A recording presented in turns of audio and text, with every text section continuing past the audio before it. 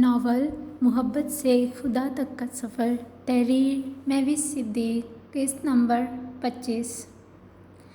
Azlan के दिल में इस वक्त एक अनोखी ख्वाहिश जन्म ले रही थी कि ये वक्त यहीं थम जाए और वो ता क़यामत यूं ही ज़ैनब के चेहरे को तकते इसकी सहरंगेज़ बातों को ही सुनता रहे।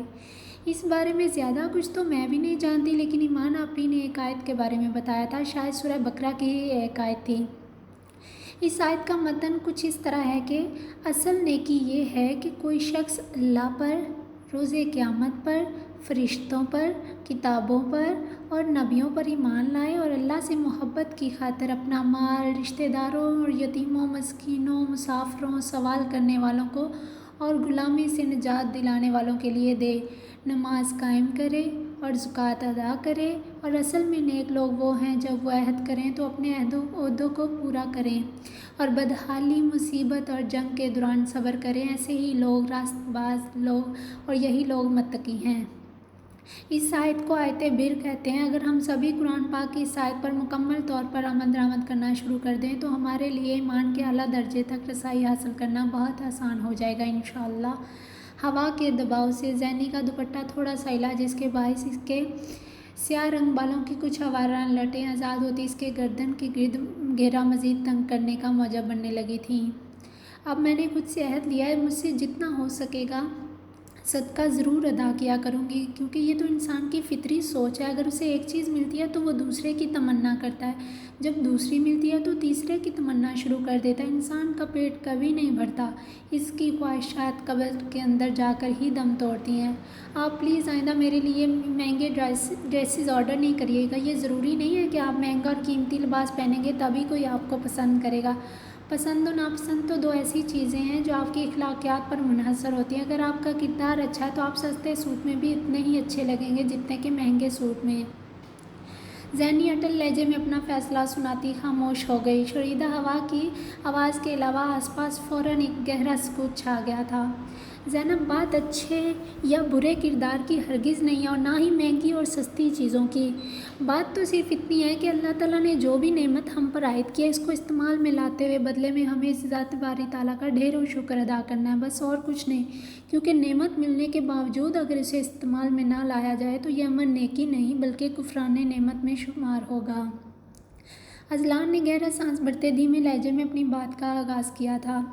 ये मेरा फ़र्ज़ है कि मैं आपकी हर ज़रूरत का ख्याल रखूं। आप मुझे इस सब के लिए रोक नहीं सकती और जहाँ तक रही इस बात सदके की आपकी उसकी फ़िक्र करना आप छोड़ दें, वो मेरा काम है, मैं खुद मैनेज कर लूँगा। अजलान ने नरम लहजे में गोया इसे रसान से समझाया था। लिसन ज़ैनब, ये हम ही हैं जिन्हें सीखने और समझने की ज़रूरत है, वरना हमारे जहनों में उमड़ते हर सवाल का जवाब कुरान पाक में पहले से ही मौजूद है। अब ये तो हम पर मुनहसर है, हम अपनी लगन के ज़रिए इस जवाब तक कब और कैसे रसाई हासिल करते हैं।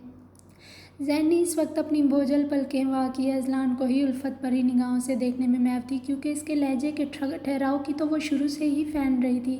आज कैसे खुद के असाब पर काबू रख पाती, वो चाह कर भी इसके दिलकश सरापे पर से अपनी निगाहें हटा नहीं पा रही थी।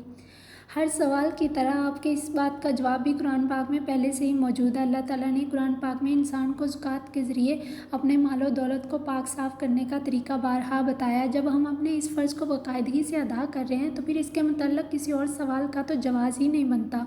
मुझे इस सब का कोई शौक़ नहीं। अगर आप मुझ पर अपने पैसे खर्च करना चाहते हैं तो वो पैसे मेरी NGO के अकाउंट में डाल दीजिएगा, इससे मेरी हेल्प भी हो जाएगी। NGO के नाम पर ज़ैनब की आंखों में कलूही सी चमक उभरी। ओके, जैसे आप चाहें, फिर इसके बदले आपको भी मेरी एक बात माननी पड़ेगी। कैसी बात? ज़ैनी भी अजलान के साथ साथ ही झूले से उठ खड़ी हुई। मैं आपकी NGO के लिए फ़ंडिंग करूँगा और आप आइंदा अपनी कोई भी शॉपिंग वापस नहीं करेंगी, बल्कि इसे इस्तेमाल करके अल्लाह ताला की इस नेमत का शुक्रिया अदा करेंगी। अजलान ने डील के तौर पर पहली बार आहिस्तगी से मुस्कुराते हुए अपना हाथ ज़ैनब के सामने बढ़ाया, जिसे ज़ैनी ने अपनी तेज़ी से मुंतशिर होती धड़कनों समेत बमुश्किल थामा, फिर अगले ही सेकंड के बाद फ़ौरन वापस खींच लिया। ज़ैनब का हवास बागदगी के आलम में अपना हाथ फ़ौरन वापस खींचना अजलान के चेहरे पर गहरी मुस्कान लाने का मौजब बनता दिखाई दिया था। जी ठीक है। ज़ैनब ने अपनी निगाहें चुराते इस बात में सर हिला दिया। अंदर ही अंदर फंडिंग के नाम पर वो थोड़ी मुतमईन ज़रूर हो गई थी, क्योंकि इतना तो वो भी जान गई थी अगर अजलान ने हामी भरी है तो वो इस NGO के मामले में ज़रूर इसकी मदद करेगा। यहाँ बारिश का मौसम हो रहा है, आप अंदर जाकर आराम करें। इस तरह ठंडी हवा लगने से आपके सर की चोट में दर्द होगा। अजलान ने सरसरी सा अतराफ में निगाह घुमाते मौसम की मुनासबत को देखा और फिर इसके गुलाबी माइल गाल पर हाथ रखे इसे किसी छोटे बच्चे की तरह पुचकारा। अजलान के इस कदर तफक्कुर अमेज़ लहजे पर ज़ैनी की आंखें हैरत के मारे चौंकते हुए अपना हुजम मज़ीद फैला गईं। जी, ज़ैनी ने बमुश्किल खुद की शर्तर कैफियत पर काबू पाया और फिर हकलाते लहजे में गोया होती अपना चेहरा मज़ीद नीचे झुका गई। अजलान का लम्स ज़ैनी के दिल को अजब लय में धड़कने पर मजबूर कर रहा था। अजलान ने धीमी मुस्कुराहट समेत ज़ैनी को नज़र भर कर देखा और फिर वहाँ से जाने के लिए अपने कदम आगे बढ़ा दिए, लेकिन चंद ही सेकंड्स के बाद पुरसोच तासरात समेत इसके बढ़ते कदमों को फ़ौरन ब्रेक लग गया। अब वो वहीं खड़े खड़े अपना रुख मोड़े फिर से ज़ैनब को देखने लगा। मैं रात को थोड़ा लेट आऊँगा, आप खाना खाकर सो जाइएगा। और हाँ, बारिश में बिल्कुल नहीं जाना, अभी आपके सर का ज़ख्म पूरी तरह ठीक नहीं हुआ। अजलान के लबों से बेख्तियार ही खालिस्तान शोहरों वाला जुमला अदा हुआ था। एक पल के लिए तो वो खुद भी अपनी हैरत पर काबू ना रख पाया, इसलिए बात का असर ज़ाहिर करने के लिए अपनी पेशानी को धीरे से मसलते इसे बारिश में जाने से मना करने लगा। जी। अजलान की दरफ्तगी से भरपूर निगाहों को शिद्दत से महसूस करते ज़ैनब का दिल हलक के बाहिर उछलने को बेताब हो रहा था, इसलिए फ़ौरन से पहले जी कहते तेज़ तेज़ कदमों से चलती दाखिली दरवाजे की जानिब बढ़ गई। अजलान की निगाहों ने तब तक इसका पीछा किया जब तक कि वो इसकी बसारतों की हदूद से बाहर ना हो गई। अजलान आहिस्तगी से मुस्कुराते अपनी अज़ली पुरअतमाद में रुख चाल के साथ इस कार की तरफ ही बढ़ने लगा जिसके पास खड़ा ज़मान अजलान के ही इधर आने का वेट कर रहा था। चलें सर। अजलान को इधर आते देख ज़मान ने रिस्ट वॉच को देखा तो इसके लब बेसाहता धीरे से मुस्कुरा दिए, क्योंकि अजलान ने इसे जो टाइम दिया था वो बिल्कुल इसी वक्त पर यहाँ पोर्च में आ चुका था। ये ज़मान ही था जो नक्श तैयार होने के बाद अपने कमरे में बैठने की बजाय मुकर्रर करदा वक्त से पहले इधर पहुँच चुका था। अजलान नज़्म व ज़ब्त का एक पाबंद इंसान था। वो हर किस्म की सूरत हाल में अपने कायम करदा असूलों पर डट कर खड़ी रहने वाली एक खूबसूरत जवान शख्सियत थी। बाकी सब ऑफिसर्स के साथ साथ ज़मान और जेडी भी अजलान की इन्हीं खसूसियात की वजह से इसे अपना एक आइडियल मानते थे। अजलान से मुलाकात के बाद से इन दोनों की अवलीन ख्वाहिश थी काश वो भी एक दिन अपनी मेहनत और लगन के ज़रिए अपने किरदार को हूबहू अजलान की शख्सियत के मुताबिक ही ढाल लें। ज़मान की बात पर अजलान ने बिना कुछ कहे सर को हल्का सा खम दिया और फिर आगे बढ़ते पिछली सीट पर बैठ गया। तभी इसकी निगाह बेख्तियार फिर से लॉन में मौजूद खाली झूले की तरफ उठ गई, जहाँ कुछ देर पहले ज़ैनब पहली बार इससे खुलकर अपने दिल की बातें शेयर कर रही थी। अजलान अभी तक इन्हीं सोचों में ही गलता था कि खाली रोड पर पहुंचते ही कार की स्पीड हवा से बातें करती दिखाई दी। अचानक ही अजलान को वक्त गुजरने का एहसास हुआ तो अपने सर को हल्का सा नफ़ी में झटका दिया और फिर खुद को इन सोचों के भंवर से निकालता मोबाइल पर अपना कोई ज़रूरी काम निपटाने में मसरूफ़ हो गया था। आज की मीटिंग इनके मिशन के लिए बहुत अहमियत की हामिल थी। वहाँ मीटिंग के दौरान अनजाने में की गई एक छोटी सी गलती भी इन सब की जानों को खतरात के भयानक समुंदर में हमेशा के लिए गोताजन कर सकती थी, और वो इस नहज पर पहुंचकर ये सब किसी सूरत अफोर्ड नहीं कर सकते थे। इसीलिए तो पिछले 10 मिनटों से अजलान उर्फ टाइगर इन सब को फर्दन फ़ोन करके हर लिहाज से एहतियात बरतने की हिदायत कर रहा था। अपने ऑफिस में रिवॉल्विंग चेयर पर परेशानी का लिबादा ओढ़े क्यूपी तनहा बैठा फ़ोन पर किसी से महव गुफ्तगू था। हद दर्जा गुस्से में तमतमाती सुर्ख रंगत से वाज़ेह महसूस हो रहा था जैसे मुकाबल इस पर अच्छा खासा बरस रहा है। वो अपनी मुट्ठियों को सख्ती से भींचे खुद को बोलने से किस तरह बाज रख रहा था, ये तो सिर्फ वही जानता था। देखो ब्रूस, तुम मेरी बात समझने की कोशिश करो। क्यूपी ज़िंदगी में पहली बार किसी से मुल्तजियाना अंदाज में गोया हो रहा था। आई डोंट केयर क्यूपी, तुम क्या कर रहे हो। शट अप क्यूपी, आई डोंट केयर तुम क्या कर रहे हो क्या नहीं। मुझे सिर्फ अपने काम से मतलब है। मेरा काम किसी सूरत में रुकना नहीं चाहिए। Do you understand. क्यूपी का चेहरा गुस्से के मारे सुर्ख अंगारों का असर रूप धार गया था। इसकी शोला बरसाती निगाहें इस वक्त अपनी आंखों की तपिश के जरिए किसी का भी बेईमाना कत्ल कर सकती थी। तुम्हारी हिम्मत कैसी हुई मुझसे इस लहजे में बात करने की। हाँ लिसन ब्रूस, मैंने आज तक अपने बाप का ये लहजा बर्दाश्त नहीं किया, फिर तुम क्या चीज़ हो मेरे सामने। क्यूपी किसी भूखे शेर की तरह धार रहा था। दम बर्दाश्त तो इसमें भी कूट कूट कर भरी थी। अपने बाप की नहीं सुनी होगी तुमने, मगर इस बाप की ज़रूर सुननी पड़ेगी तुम्हें। अगर इतना ही डर लग रहा है तो इस काम को छोड़ो और औरतों की तरह चूड़ियाँ पहनकर घर में बैठ जाओ। ब्रूस ने तंजिया लहजे में गोया होते इसकी दुखती रग पर हाथ रखा था। मैं कमज़ोर हरगिज़ नहीं हूँ, समझे तुम। क्यूपी की मर्दाना अना पर कारी वार किया गया तो वो गुस्से के मारे बिलबिला ही उठा। मुकाबल के चेहरे पर फातिहाना मुस्कुराहट रेंग गई। क्यूपी उसे इश्तिहार दिलाना चाहता था जिसमें वो किसी हद तक कामयाब भी हो चुका था। ब्रूस के सामने सोफे पर विराजमान सूटेड बूटेड शख्स बिना किसी आहट के ताली बजाता इसके इस कारनामे पर इसे दाद दे रहा था। मैं सिर्फ तब तक इस मामले को तूल देना चाह रहा था जब तक आईएसआई और दीगर मीडिया की नज़रें इस मामले से हट ना जाएं, मगर ऐसा है तो फिर ऐसा ही सही। मैं ये काम करने के लिए तैयार हूँ, तुम अपना माल तैयार रखना। शोला बरसाती निगाहें समेत इसका तन बदन सुलग उठा था। उसकी शोला बरसाती निगाहें किसी को भी जलाकर राख कर सकती थी। अगर आज ब्रूस इसके सामने बैठा होता तो क्यूपी ने इसका कत्ल करने में 1 मिनट की भी देर नहीं लगानी थी। वो बचपन से ही बिना सोचे समझे कुछ भी कर गुजरने वाला शख्स था। ये हुई ना असल शेरों वाली बात। और जहाँ तक रही माल की बात, क्या पहले कभी देर हुई है जो अब होगी? तुम इस सब की फिक्र छोड़ो, बस अपने काम पर ध्यान दो। ये काम किसी तो और रुकना नहीं चाहिए। ब्रूस ने अपनी आदत से मजबूर होकर जले कटे अंदाज में इसको वार्निंग दी और फिर क्यूपी का रद्द-ए-अमल इसकी आनत की हद पार करते हुए क्यूपी का रद्द-ए-अमल जाने बिना ही फ़ोन वापस डिस्कनेक्ट कर दिया। उल्लू का पट्टा।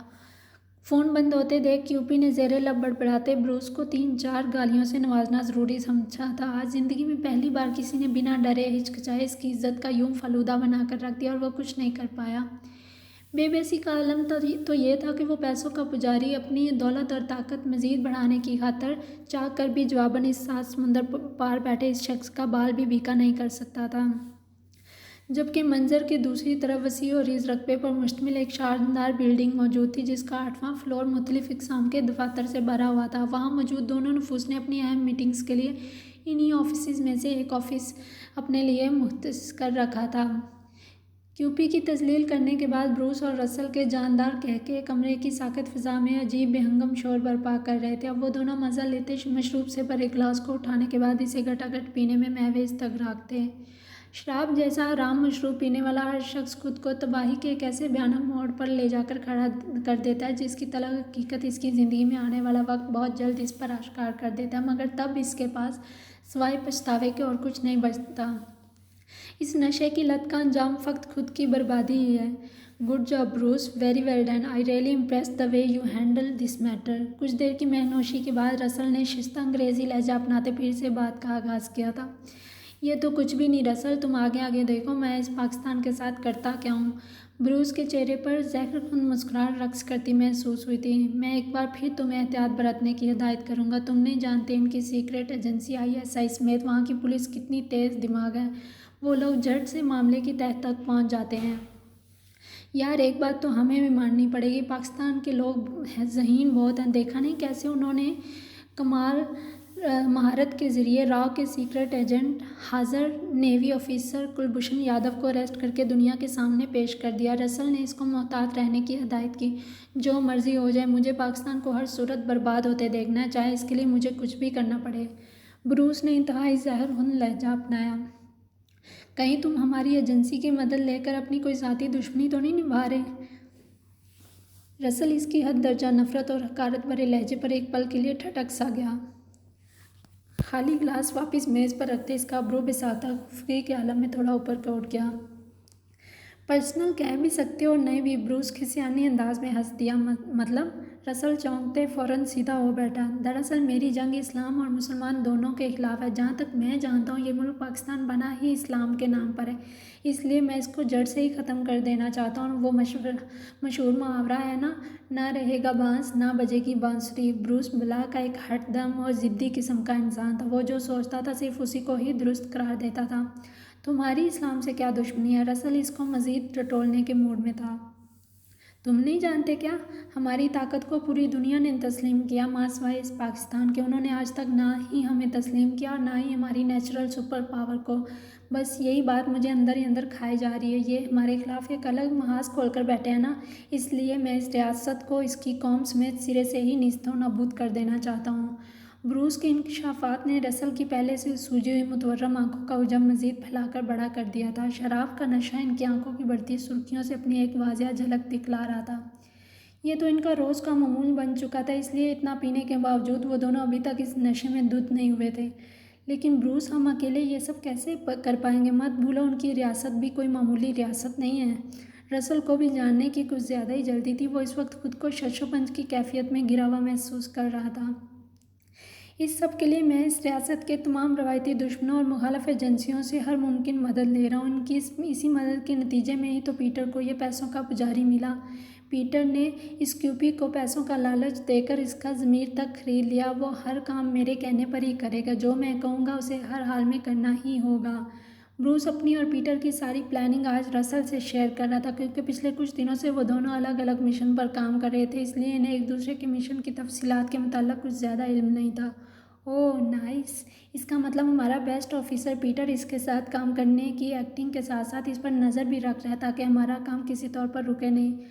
रसल लम्हे भर में ही मामले की तह तक पहुंच गया था।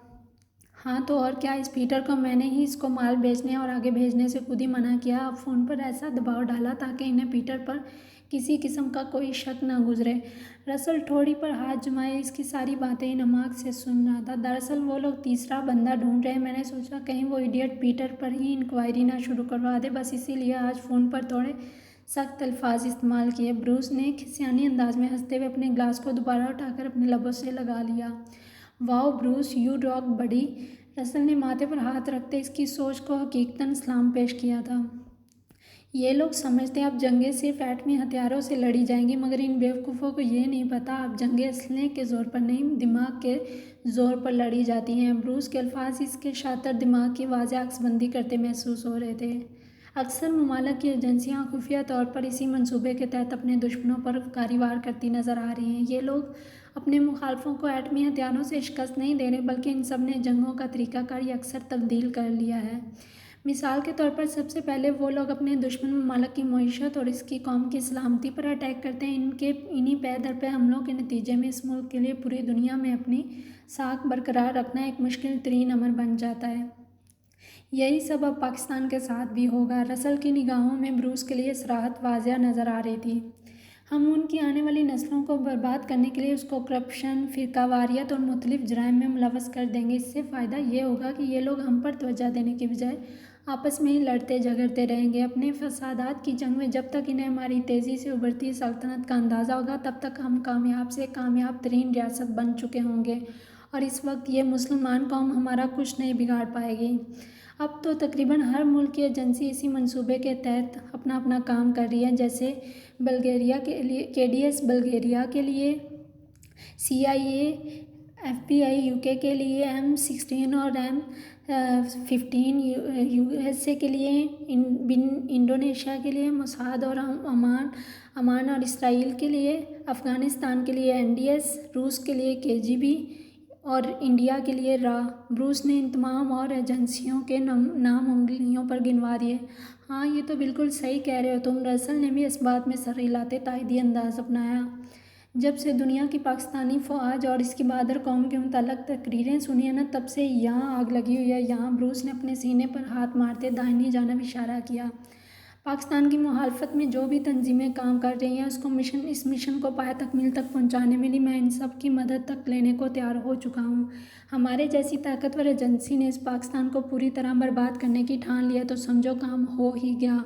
उनके लीडर बड़ा इतराते फिरते हैं ना, हमारे इतने % पॉपुलेशन नौजवान नस्ल पर मुश्तमिल है, हम तरक्की ज़रूर करेंगे भला भला। वो इस्तेज़ाइया अंदाज में मुस्कुरा रहा था। अब जब हम उसी पॉपुलेशन को मनशियात, स्मगलिंग जैसे गलत कामों में लगा देंगे तो कहाँ से पूरा होगा उनका ये तरक्की करने का सफ़र। हाँ, उन बेचारों का तो हर ख्वाब अधूरा रह जाएगा। अफसोस सब अफसोस। वो पेट पकड़ कर हंसते हुए खबास्तों कमीनगी का भरपूर अमली मुजाहरा कर रहा था।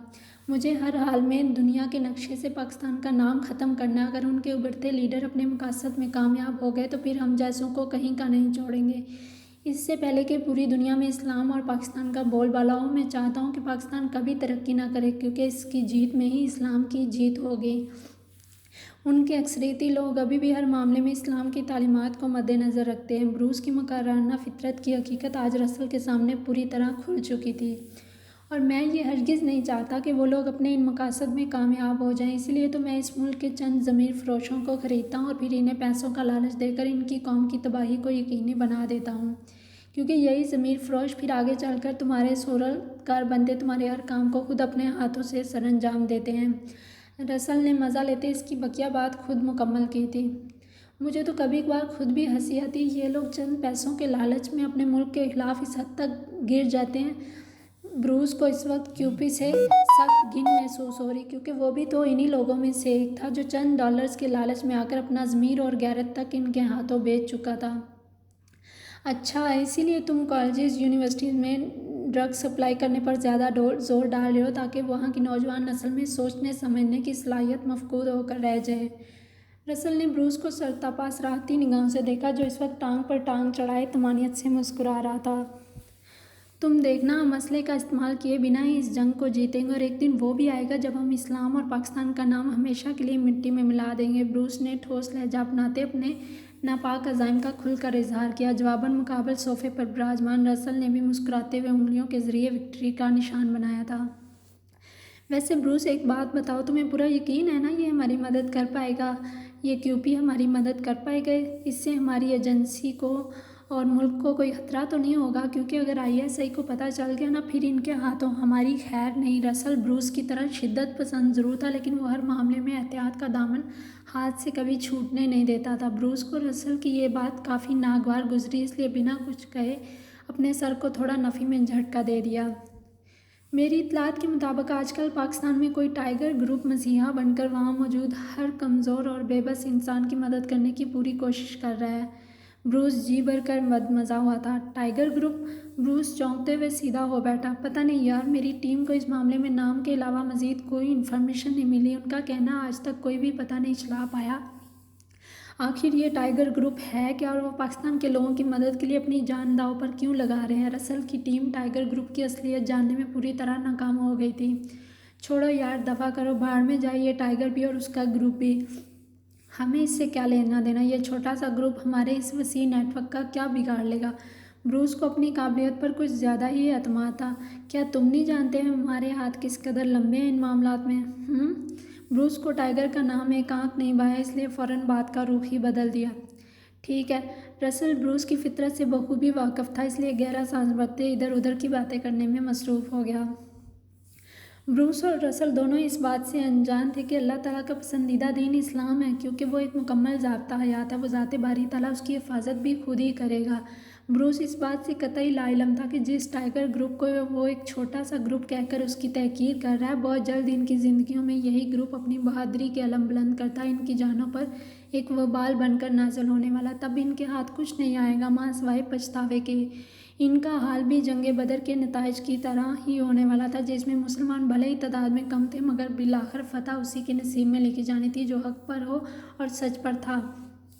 इस्लाम ने के दुश्मन भले ही कितना बड़ा लश्कर क्यों ना जमा कर लें, अल्लाह ताला भी उसी की मदद करता है जो नेकी और हक की राह में जिहाद करता है। इसकी इस नेक काविश में अल्लाह ताला ही इसको फतह से हमकिनार करते हैं, फिर चाहे मुसलमानों की तादाद मुट्ठी भर ही क्यों ना हो। दीन इस्लाम के आगाज़ से ही फ़तह इनके मुकद्दर में लिखी जा चुकी है, क्योंकि अल्लाह ताला ने कुरान मजीद में मुसलमानों को गलबा देने का वादा कर रखा है। इसीलिए तो मुस्तकबिल में भी हर माज पर कामयाबी इन्हीं के कदम ही चूमती नज़र आएगी, फिर चाहे इसके मुकाबले कितने ही ताकत और क़ुव्वत रखने वाले लोग क्यों ना हों। ज़रार ने बमुश्किल सुबह होने का इंतज़ार किया और फिर रोशान के घर से निकलते वापस अपने घर आ गया। कमरे में कदम रखते ही वो बेड पर बैठने की बजाय अपने कपड़े चेंज करने के लिए सीधा वॉशरूम में घुस गया। इसके अंग अंग से मुस्तरबपन वाज़िह नज़र आ रहा था। शावर लेने के बाद भी वो पहले की निस्बत खुद को थोड़ा बेहतर महसूस कर रहा था। अभी वो पुरसोच तासरात समेत आईने के सामने खड़ा एयर ब्रश से बालों को सेट कर रहा था, जब ही अचानक इसे अपनी स्मातों में धीमी दस्तक की आवाज़ सुनाई दी। उधेड़ उम्र मुलाजमा इजाज़त लेते ही ट्राली थामे से पूछे बिना ही नाश्ता डाइनिंग टेबल पर लगाने के बजाय सीधा इसके कमरे में ही ले आई। ज़रार बेटे, नाश्ता कर लें, आसमा मैडम ने कहा। आपको नाश्ता करवाने के बाद ही कॉलेज जाने देना। मुलाजमा ने धीमी मुस्कुराहट समेत हक जताने वाले अंदाज में आसमा बेगम का पैगाम ज़रार के गोश गुजार कर दिया। शुक्रिया आंटी, आप जाकर अपना काम मुकम्मल कर लें, मैं नाश्ता करने के बाद ही कॉलेज जाऊंगा। ज़रार का नाश्ता करने का बिल्कुल भी मूड नहीं हो रहा था, मगर फिर आसमा बेगम और इस मुलाजमा का दिल रखने के ख्याल से बेड पर पाँव लटकाए हल्का फुल्का नाश्ता करने लगा। रात भर इसके जहन के पर्दे पर हया की पूर्णम आँखें किसी अक्स की सूरत लहराती रहीं।